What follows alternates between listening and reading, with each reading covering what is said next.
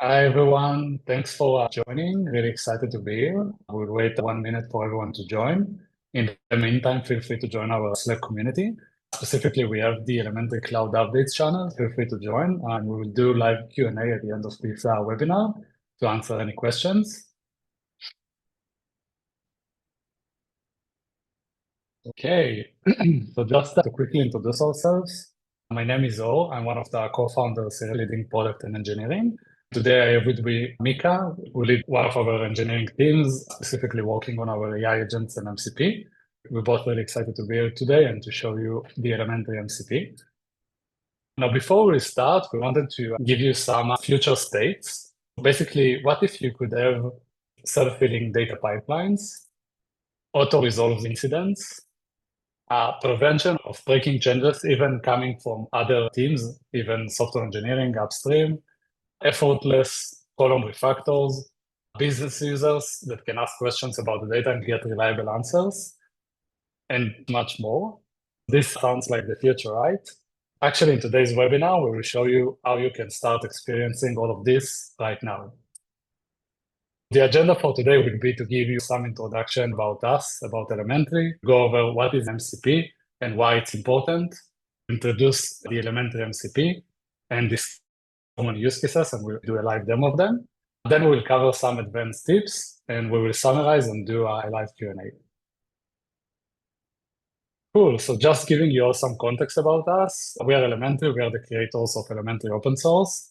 Today, it's really widely adopted. We have a large community of over 5,000 data engineers from big companies. We also have Elementary Cloud, an entire platform to manage quality and governance at scale. It's AI powered. We have a suite of AI agents that basically let you manage data quality and governance at scale. Engineers can still work in code while they develop and build their data assets and pipelines. Other data professionals who are more on the analytical side can collaborate, contribute, and add business rules, understand the data, and really collaborate on data quality and governance. Now, of course, data quality is very prominent in our platform. We have a wide set of detection capabilities and triage and resolution, but Elementary is much more than that. We are an entire reliability platform. We have a native catalog within the platform that enables governance and discovery, and we also monitor performance to let you monitor the SLAs of your pipelines. Implementing reliability at scale is really hard. This is why we introduced a suite of AI agents and infused AI into the different pillars of the platform.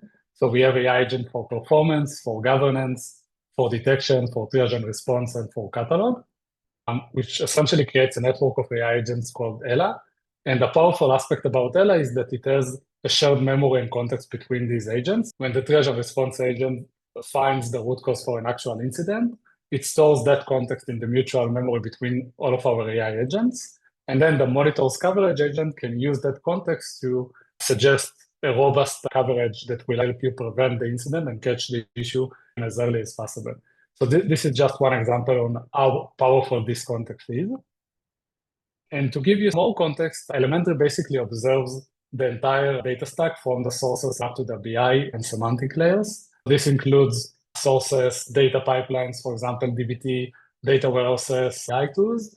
And usually data teams consist of engineers and data consumers can go into the platform, add business rules, do the triage and resolution of data incidents, understand the test coverage, collaborate on governance, optimize the performance of the pipeline, and work to achieve quality and governance at scale. We wanted to take that to the next level and give all of that context to the engineers and to the data consumers in the places where they work and to meet the users where they are. And for that, we introduced the Elementary MCP Server. The Elementary MCP Server provides all of that context directly into the workflows where you work. Engineers can get all of that context directly into their IDEs. For example, if you work with tools like Cursor or Cloud Code, you can get all of that context from your data stack about your production environments, about your data pipelines, right inside your IDE. Data consumers working with AI agents for analytics or BI bots can get all of that context from the production environments, from the data pipelines, from the BI layers, right into that agents and can get reliable results. And we will dive into that today in the webinar. The Elementary MCP basically provides three main capabilities. The first one is discovery and lineage, which means that you will get context about your data assets, about the column level lineage from the sources and up to the BI and semantic layers. You will get metadata around usage. These data assets are actually being used. All of that context can help discover and get the lineage metadata for the different use cases that we will cover today.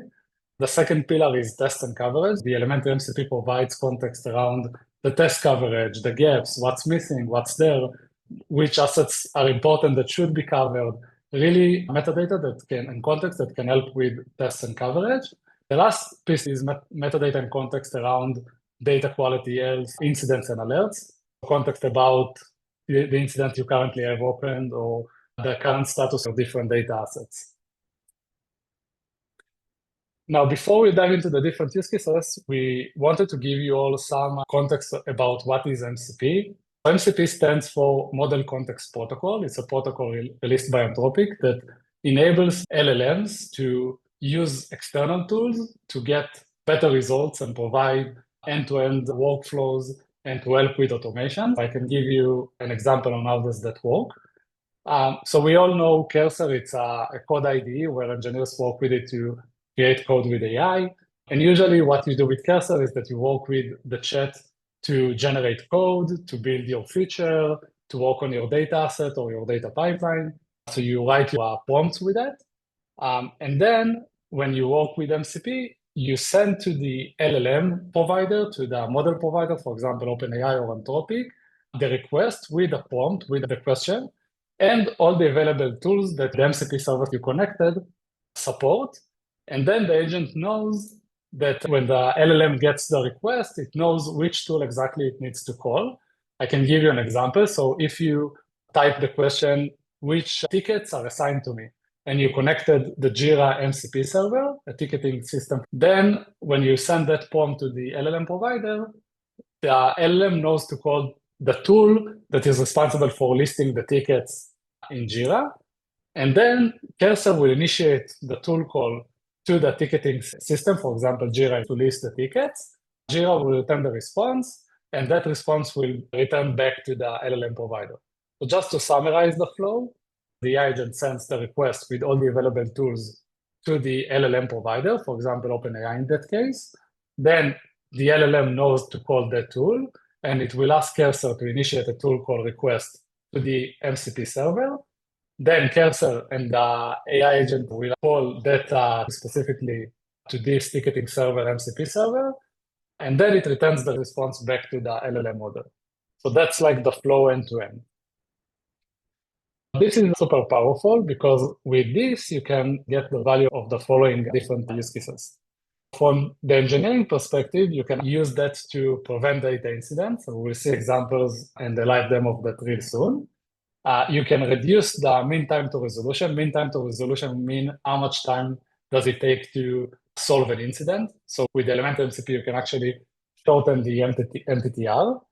You can actually eliminate detection blind spots and make sure that you are covered and you have good coverage. You can reduce wasted cost and improve the performance of your data pipelines. These are the use cases and the benefits from working with the Elementary MCP for the engineering side of the data team. For the data consumption side, you can increase data usage and adoption and improve trust with the stakeholders. For all of these use cases, we will soon see examples with live demos. Cool. So let's start to dive right in. The first use case is preventing breaking changes. I'm sure everyone can relate to that. Usually data teams consume data from production systems. Production systems in many companies are the responsibility of the software engineers. And many data teams rely on the data coming from these operational databases. The problem is that the software engineers sometimes are not aware that there are downstream dependencies in the data stack. They make changes to their production environments and introduce new schema changes. This is a common pain when software engineers change the schemas in their operational databases, for example, in Postgres or in MySQL. And then there is some job that the data team builds that replicates data from the operational databases to the data stack. And then this breaks the sources or the downstream pipeline that the data team is responsible for that consumes from data operational database. So this is the use case that we heard a lot. It's a big problem because it keeps breaking the data stack. Now with the Elementary MCP, you can actually solve that completely. Software engineers can connect their IDEs, for example, Cursor or any other IDE that has AI agent in it. The software engineers inside their IDEs can get context from the Elementary MCP and know all the downstream dependencies that consume data from that operational database. And now the IDE is aware that there are downstream dependencies, and when it introduces the changes, it will actually make changes that don't break the downstream dependencies. And if these changes are required, it will at least surface that to the engineer, say, be careful, this is going to break the downstream data stack and the data team. This is extremely powerful because you can eliminate that pain completely with the context that the Elementary MCP can provide to the IDEs of the software engineers and actually prevent breaking changes that can be done by other upstream teams. Now, another use case for prevention is a common use case where you need to basically refactor a column or change a model. Now, this is a true story. Sometimes you have many downstream dependencies, and we actually heard from one of our customers that they had 150 downstream dependencies, including BI and metrics, semantic metrics, that they needed to manually go over and understand the logic and do the refactor manually. It took them weeks to complete that refactor. With the Elementary MCP, you can do that automatically within minutes. As a data engineer, you can connect your IDE to the Elementary MCP server, and you can have a rule that enforces checking the downstream dependencies whenever you introduce a change to your model or column. And now the AI IDE, Cursor in this example, can automatically refactor all of the downstream dependencies and avoid breaking changes where the downstream BI assets and metrics rely on that. And you can get a list of the impacted BI assets and metrics if you do need to do the change, and make sure to update them as well. Now, Mika will show us live example of that use case exactly. Hi everyone, I'm Mika. As I said before, I'm the team lead here in Elementary, working on the MCP and the AI agents. And I'm really excited to be here and show you what we've been working on. So let's take a look at the pipeline here. That will be the pipeline we will focus on in our live demos today. This is the pipeline of a Jaffa shop. It contains the data about customers, payments, orders, and so on. So let's simulate a real use case of a column refactor, as I mentioned before, and see how it might affect the pipeline. So let's say one of the payments method in our Jaffa shop is no longer supported. It might seem like a simple change, but in reality, it's a change in a column in some of the upstream models that flows into a lot of DBT models and BI assets and metrics downstream. As a data engineer, there is a lot of risk doing that change because I don't have the confidence to know what might break downstream and what I need to do to feel confident that the pipeline will be consistent and work smoothly. So as you can see here, the payment method column in the payments model flows into a lot of models, including BI dashboards, and that might be very critical. Using the Elementary MCP context in Cursor, I can do it with confidence. Let's take a look. I can simply ask Cursor to do that change for me. I can tell it that the coupon method is no longer supported and get his help to make the necessary changes. Here we combine two powerful tools. One is Elementary MCP, because Elementary has all the context of all your assets, your DBT assets, your BI assets, the lineage between them, both the column level lineage and the asset level lineage. As an IDE, has access to all the code and DBT project, as you can see, all my YAML files, my SQL files. Combining these two can help us do the change smoothly. So as you can see, Cursor starts by fetching the relevant assets from Elementary, calling some Elementary MCP tools. And now that it has the context, it can scan the code to understand what needs to be changed, and also ask Elementary about the lineage. So here we have a tool about the downstream assets and also about the downstream columns, because not all the downstream assets might use the same column we're changing. Okay. So after the first assessment, we can now understand what actually needs to be changed in the pipeline. Let's take a look at the lineage here that it created for us. The change was in the payments asset upstream, and it might affect the critical BI dashboard downstream. So these are all the models that we need to be careful when we're changing, right? They might break. And so Cursor now goes ahead and start to do the necessary changes. So here we have changes both in SQL files and in YAML files, because we also might need to change the schema, right? Might be a column that we're removing, so we need to change the YAML file as well. And also we might need to change some tests. If we have here an accepted value test, we need to adjust it as well. So now using the elementary MCP context and the Cursor abilities to change the code smoothly, we prevented breaking changes downstream. The key aspect here is that we can also take a look at the impact on the BI assets. So we can feel confident that we won't change anything in the BI assets without us knowing. And if so, Cursor can tell us in advance. So we want the pipeline before we make the necessary changes in the BI assets. As you can see here, it did all the necessary changes in SQL files, and also it notified us about the BI dashboard being impacted. So now I won't run anything until I support the necessary changes in the BI, and then I can feel confident about the pipeline.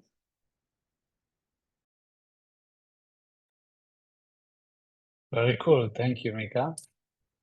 Now let's talk about cost and performance. This is another strong use case for MCP, where you basically want to make sure that your pipelines are there to your SLAs. So in order for you to do that, data engineers need to understand first and foremost if the pipelines do adhere to these SLAs. And if not, they need to investigate which tasks specifically are the bottlenecks, then go into each of these tasks, optimize them, make sure to prioritize the ones that take the longest, find optimization opportunities, do that, and iterate over that process. This is a lot of hard and manual work and can take weeks or months. It depends on the size of the pipeline. Now, with the Elementary MCP, data engineers can connect Elementary to their AI IDEs. The AI IDE has all the context about the performance of the pipeline, the performance of each task. Basically, you can ask the IDE to make sure that your entire pipeline will adhere to your SLAs and optimize the bottlenecks or the tasks that take the longest. You can do that automatically and iterative until it makes the entire pipeline adhere to your SLAs. All of that is being done automatically by the IDE and the context it can get from Elementary, because Elementary provides the context from production, from the time that it takes to run the pipeline itself, metadata from the warehouse, and together with all of that context, the idea is the power to actually optimize the pipeline to meet your SLAs. Now let's see an example of that. Here you can see the model performance page on Elementary, showing the execution times of all the models sorted by time. As you can see, there are some relatively slow models here. It might mean that we're breaching our SLA. As I said, it's hard to investigate and troubleshoot where is the bottleneck, which is the first model we need to optimize, and how it will affect other models downstream. Here we can go over to Cursor and use the context of the Elementary MCP, providing both the column level lineage and the asset level lineage, plus the execution times. Together with the ability to optimize the code in the IDE, we can start by assessing the pipeline, understanding where are the bottlenecks, what model affects other models, because if there are some slow models running in parallel, it means one thing, but if they depend on each other, it means the execution times actually adds up. Okay, so as you can see here, Cursor used the lineage and the assets, and it identified relatively slow models, attribution touches, ag session, CP and ROAS that we also saw before, marketing ads. These might be critical models that block the whole pipeline. Also, as you can see, using the elementary context about the usage, we identified a model that it's not even being used. So maybe we can delete that model and make the pipeline more efficient. Okay, so now Cursor is fetching the lineage metadata to assess the dependencies between the models. Because it has access to the SQL file, it can start to optimize the files. And so we saw earlier, these are the top assets that we want to optimize. And as we can see, Cursor can just directly go to the relevant file and start to optimize the query. It can simplify logics, improve joins maybe, add indexes, all of this from the same terminal. This is pretty cool. At the end, we can use Cursor to understand what is the impact, how this affect the pipeline, how much did we improve the whole pipeline from end to end by improving 3 simple models that were the bottlenecks of the pipeline. Let's take a look about more optimization Cursor offered. Here we see some SQL optimizations in all the assets we mentioned before. And also deletes the last orders model, which wasn't used. Now there is one less model taking resources and times in the pipeline. So all of that, from researching and assessment to code changes, all within a few minutes, and now we have code ready to streamline the pipeline. Thanks, Nika. I think removing the unused models is my favorite part, so really cool. Now, in terms of mean time to resolution, again, mean time to resolution stands for the time it takes us to resolve incidents.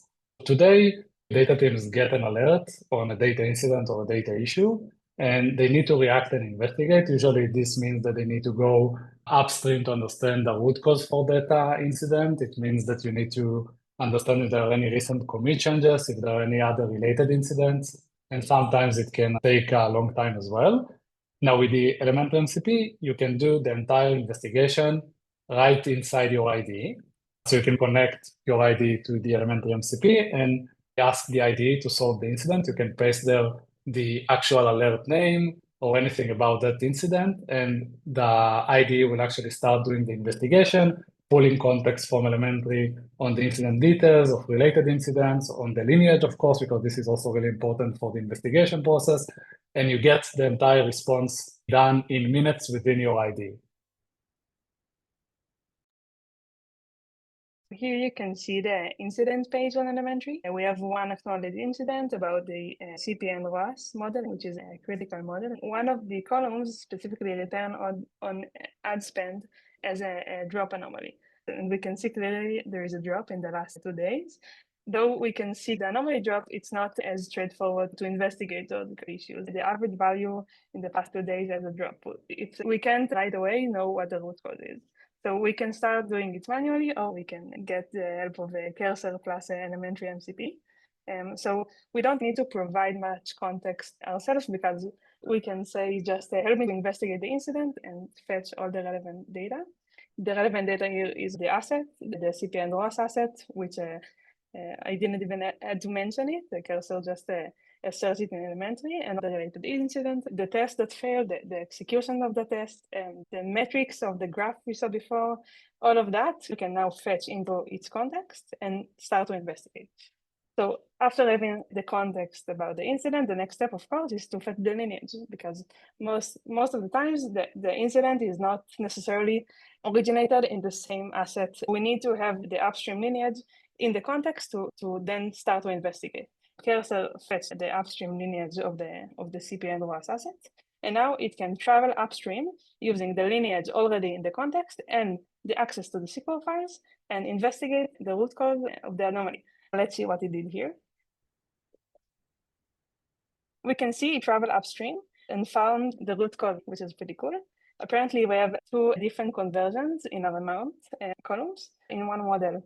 We kept it in cents, and in the real-time order, it was converted to dollars. So it clearly explains the issue of the drop, because dollars and cents are in different scale. And here we can see that combining these 2 into orders model, and then downstream, it impacted the CPA and table as we saw before. This is pretty cool. We investigated the whole incident in Cursor, because we had access to the code and the lineage and the incident and everything. And now we can start to actually fix the incident. So all of this, from investigating the root cause to actually solving it within 3 minutes in Cursor. And here again, we have, after all the fixes are applied, and we didn't even need to do anything. That was super cool, Mika. In terms of coverage and blind spots, so today, when you already use, for example, tools like Cursor and other IDEs that have AI inside them that can help you implement your data pipelines and data assets, they can, even today, can help you generate test coverage and test for your data assets. But the problem is that the context they have is only about the code, the SQL code, metadata that exists in the code, and that's it. With Elementary MCP, you can basically provide it context from your production environments, from past incidents, but you can provide context that is related to usage. For example, a very common use case is that you have BI assets connected to your data assets that consume the data in different breakdowns. For example, if you have tables that contain metrics, usually you have a set of dimensions that data consumers use to group by these metrics and data assets. It's very important to make sure that you test your data assets according to these breakdowns, because otherwise you might catch an issue in the overall table, but missed in a specific dimension value, for example, in a specific country or region or something like that. So really getting the context from Elementary on historical incidents, lineage, downstream usage of data assets will help you get to a coverage that will actually help you eliminating the blind spots and making sure that you cover the critical data assets and breakdowns your data is actually being used with. So here you can see the test coverage page in Elementary. And you can see the coverage right now at the asset upstream from the CPI and ROAS model is pretty low. We want to increase that. So this could be the start point for us to work on our coverage. We know that we just now had an incident related to the CPI and ROAS. So this is a critical asset and we don't want any issues there, specifically not any issues that will reduce the quality of this data, because we had the dashboard downstream and this is a critical asset. Starting from the incident we had before, this is already in the context of Cursor, the incident, the lineage, the test executions. Now we want to make sure this won't happen again. We fixed the issue, we found the issue, we fixed it. Let's say we open a PR, but the next necessary step is to make sure it won't happen again. Even in the same chat, we already have all the context. We can then do the next step of adding tests upstream to prevent this from happening again. So Cursor already has the lineage in the context window, and the incident details in the context window, everything he needs to know where to add the test and what test needs to be added in order to prevent that issue from propagating down again. And what Cursor can do here is two things. One is it can add a test in the DBT project, like we see it already started doing. Either test the general DBT test or elementary anomaly detection test that it can know and how to configure using the test catalog, also in the existing the MCP. But another cool thing Cursor can do is to add automated monitor tests in Elementary. We have automated monitors in Elementary about detecting anomalies and freshness issues out of the box. So you don't even need to configure them in DBT or to run them as part of your pipeline. They're running on our side using ML models. So Cursor can also, besides adding these tests in the YAML files, use the MCP tools to add automated monitors in Elementary to increase the test coverage we saw before. Amazing. Now, we talked about several use cases from the engineering perspective. Let's talk about a use case from the consumption side, from the data consumers perspective. So actually, a trend we have been seeing recently is that many companies and data teams have been working on new AI agents, BI agents, SQL, and bots for basically answering questions about the data with AI agents. So basically helping data consumers within the organization to ask in plain English about the data to get business insights. Now, the results may seem promising, but the problem is that these agents have limited context on whether the data is updated, if there are any incidents or data issues, what's the quality of the data assets, is this the source of truth we should rely on?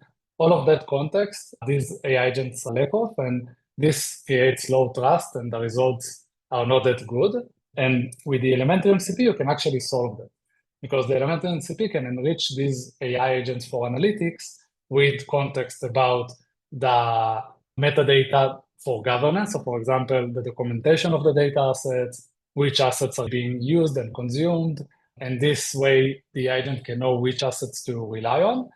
Then the agent can also use the Elementary MCP context to understand if the data is fresh, if there are any open incidents, if the quality is high for these data assets. It can be trained and enforced to rely only on assets that are updated and have no issues, and the quality is high, and this is the source of truth. Then the results are much more trusted, and the adoption will grow in the data.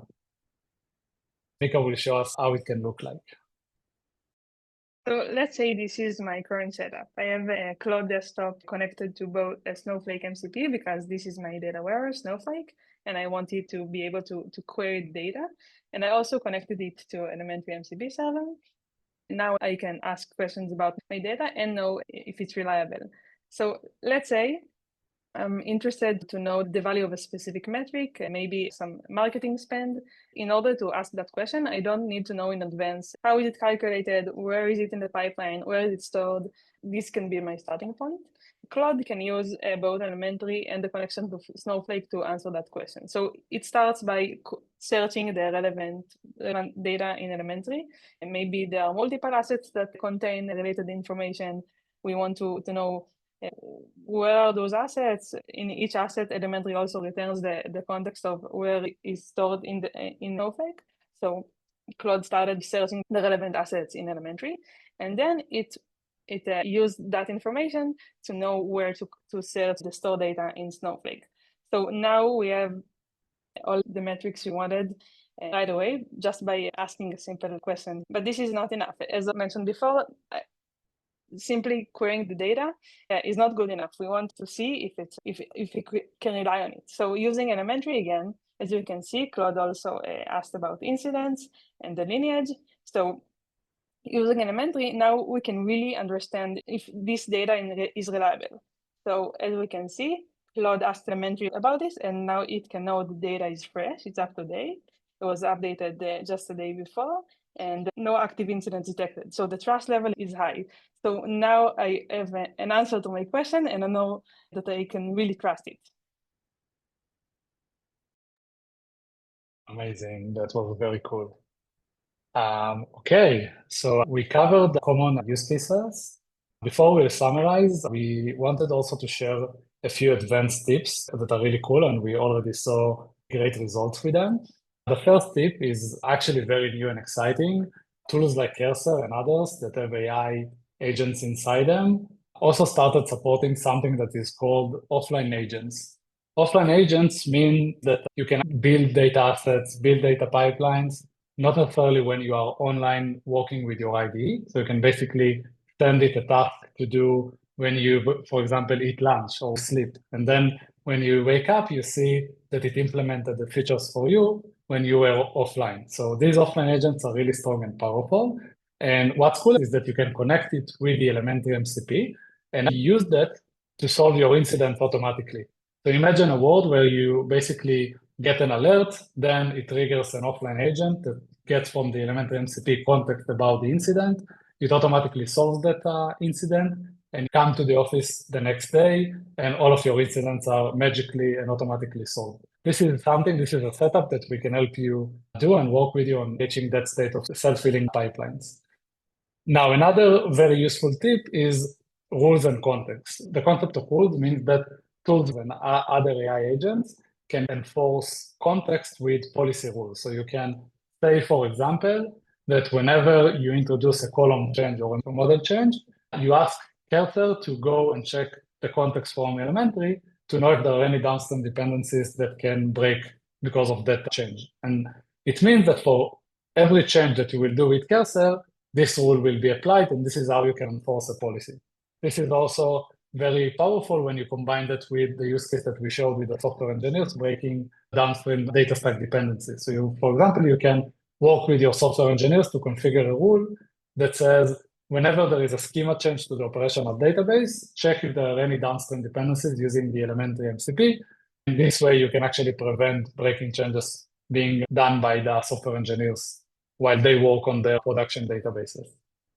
The last tip is to actually combine the Elementary MCP with other MCP servers. Even before all of these MCP servers, there is a workflow that you follow in your day-to-day. For example, you start your day by checking your tickets on Jira, then you start implementing that, then you ship the code, open a pull request, review that, test that, monitor that in production, and see that the pipeline runs successfully afterwards. Now, try to think how you can automate all of that workflow. So you can use tools and connect them to the different MCP servers that are part of your workflow. So you can connect your Cursor to Jira, for example. You can connect Cursor to GitHub, for example, you can connect Cursor to Elementary, you can connect Cursor to other parts of that workflow, and then basically you can tell Cursor to automate the entire workflow for you. And of course, you can still supervise it and make sure that it runs as expected, but this way you can really increase your velocity dramatically. So we really recommend to use multiple MCP servers and to try to automate your workflow to be much more efficient. Now, I'm happy to share the quote we got from our customers using the MCP for a while. You can see one of our customers use the MCP to see which alerts are the noisy and to check which critical assets will break if they change a model. All of that right in Cursor without leaving that. Again, the powerful aspect of the MCP is that you can stay in your existing workflow, whether if you're an engineer working on building your data assets and pipeline, you can get all of that context inside your IDE. And if you work more on the consumption side, then while you do your analysis, you can work with Elementary to make sure that the data is trusted and reliable and everything is being done really there. Now, also in terms of the setup, you can see another quote from one of our customers that says it was really easy to connect and it was really exciting to see how Claude wrote code using the Elementary context. To summarize it all, what we learned today is that with the Elementary MCP, engineers can reduce the number of data incidents and actually have less data incidents. This is super exciting. Optimize their pipelines and to make sure they adhere to the SLAs. This means less wasted costs and less performance bottlenecks. You can use the Elementary MCP to increase your coverage, eliminate your blind spots in terms of detection, and really reduce the mean time to resolution, solving incidents right from your IDE. For the data consumers, you can actually increase the data adoption and usage. Again, if you try to democratize data within your organization using AI agents for analytics, you can make them reliable with the Elementary context from our MCP server and achieve trust with the stakeholders that rely on that. We know this topic can be daunting in terms of setup, and we want to help both with the setup and with educating on how to use MCP in general. So we want to help with that. If you don't have an Elementary environment yet, we really recommend to book time with Mika and the team that can go with you over the setup. It really takes just 5 minutes. We are also going to share after the webinar instructions, best practices, common rules that you can use to enforce your policies that we see across our customers and user base. So this is also going to be super useful. Also stay tuned for more info about the MCP training sessions and upcoming releases. Now we'll turn into a live Q&A. Also, we recommend everyone to join our community, specifically to the Elementary Cloud Updates channel. Please feel free to book a time with us to do a live demo, to go over your use cases and environment. And also now we will start looking at the different questions in the channel. I see that we have a few questions already, so I'll read them and reply to each one of them. The first question is, how do you parse the lineage into a format that the LLM can refer to? In example, if you want to trace where the customer's first name column gets transformed or used downstream, how do you parse the whole DAG such as the LLM can tell you where this column is implicated? Mika, do you want to take that? Yes, it's a very good question because the column level lineage is a key aspect in most of the demos we show today. So it's already solved kind of because in Elementary we already did the work of understanding the column level lineage. So if you remember at the beginning of the demo, we saw the lineage and then we saw the column level lineage. It expanded and we saw lines between the different assets. This is something Elementary already has. Before even talking about MCP, this is something we worked a lot on, and this is one of the main features of Elementary. For the MCP, what we had to do is not to compute the column level lineage. This is something we already have. The question here was how to expand it to an LLM in a native and intuitive way.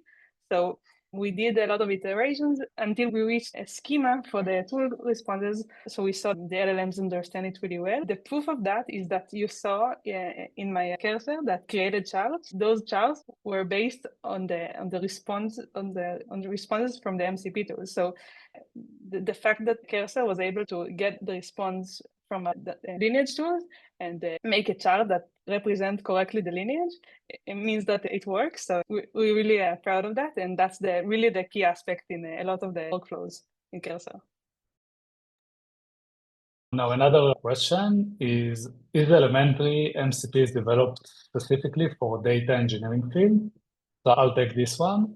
Generally speaking, Elementary is a platform for data teams. A lot of our focus is on problems and pains and use cases that are relevant for data teams around the data stack. But there are lots of adjacent use cases and pains also for software engineers. We see it now when AI is being built on top of the data in many teams. And sometimes the responsibility for AI agents is part of the data team responsibility. So we want to help with that as well. So yeah, I hope it answers the question. The focus is on the data teams and the pain points. Cool. How does this connect to Elementary? Querying the tables, or it is a Claude-only option? Mika, I'll let you take this one. So MCP, it's actually a protocol. We had to implement the MCP server on our side. It means we need to implement, for example, how to provide listing the tools at the beginning of the conversation. So the Cursor or Claude or any MCP client can start on the setup, can go to Elementary and ask for the tool list. And also we had to implement another endpoint for executing a tool. But all of this is part of implementing an MCP server. By using an MCP client like Claude, and there are a lot of other clients out there. There is a list published in a topic, but it's very common now in almost every agent. Using any of these, you can connect it to Elementary MCP in the same way. So it will be the same way to connect to Elementary MCP in all of these clients. Cool. Another question was, how does Cursor handle merging conflicts when making these changes? Does it make changes in real time, or does it require PR approval? So I'll take this one.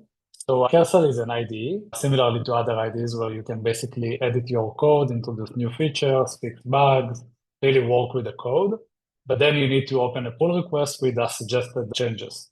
Even if the changes that introduced by Cursor were done with Elementary and now there is a code change, you need to open a pull request and then ask for approval or go through your CI/CD process to approve that change. So this requires, because this is the same workflow, we don't change the workflow, we just make the result of the code change, be aware of all the context coming from Elementary. So the R is still required when you work with Cursor. But the cool thing is that you can still see very easily the changes that were done by Cursor and what was done by the context that it got from Elementary. You can see it very clearly there in the ID before opening the pull request. Cool. Let's see if we have time for more questions. We'll do one last one. So another question is the MCP available in the open source? So currently it is not available in the open source, mainly due to the architecture, but we are thinking on use cases that could feed the open source, and would love to get your feedback about that. Right now, the MCP server is a cloud feature. Thank you everyone for joining us today. Please feel free to join the Slack community or book a time with the team. We're excited to share with you and answer questions. We will also introduce new changes and announcements really soon, so stay tuned for that. Thanks everyone.